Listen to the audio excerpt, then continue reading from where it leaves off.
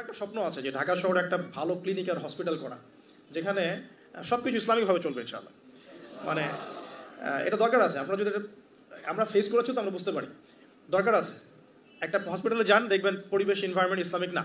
আপনার স্ত্রীর অ্যানাস্থেশিয়া করছে একজন পুরুষ ডক্টর, সিজার করবে, অ্যানাস্থেশিয়ার প্রয়োজন আছে, একটা পুরুষ ডক্টর এসে অ্যানাস্থেশিয়া পুশ করছে, তখন তো পর্দা যাচ্ছে গা, পর্দা চলে গেল।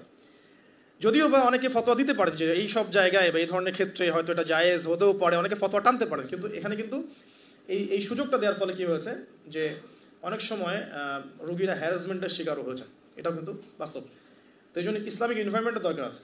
খুঁজে বের করতে হবে যে ইসলামিক ডক্টর কে আছেন, যিনি শরীয়ত বোঝেন, মহিলা ডক্টর কারা আছেন, অ্যানাস্থেশিয়া মহিলা কারা আছে, বা আলট্রা করতে পারে মহিলা কারা আছে, খুঁজে বের করে মেডিকেল চেক আপ নিয়মিত করতে হবে। আর নর্মাল ডেলিভারি ইসলামের বিধান ঠিকই, ইসলাম এভাবেই চলেছে, সিজার এসেছে অনেক পরে, এবং এই ব্যাপারে শেষ জামানার হাদিসও আছে, আমি একটা লেকচারে বলেছিলাম। তবে কিছু কিছু ক্ষেত্রে সিজারের প্রয়োজন হতে পারে। যেমন ধরেন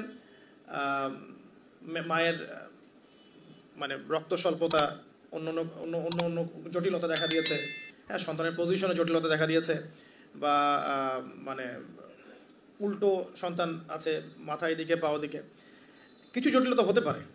আবার অনেক সময় মায়েদের কিছু খিচুনির প্রবলেম হয়, ডক্টররা ভালো বুঝতে পারবেন। তবে এখানে দেখা যায় সাইকোলজিক্যালি অনেক সময় ডক্টররা কি করেন,